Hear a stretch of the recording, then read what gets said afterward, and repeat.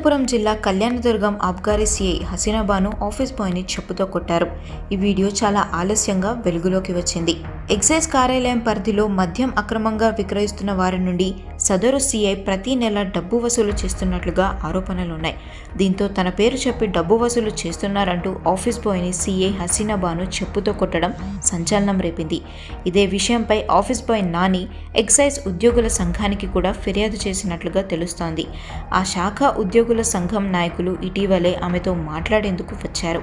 అదే సమయంలో office boy సీఐని పిలిపించి దురుసుగా ప్రవర్తించడమే కాకుండా వారి ఎదుటే చెప్పుతో కొట్టారు.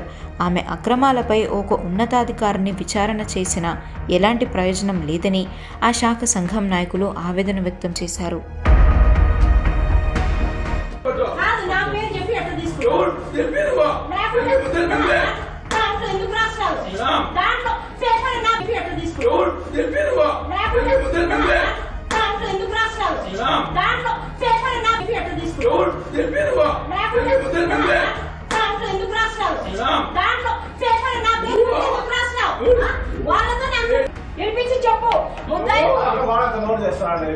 అందరి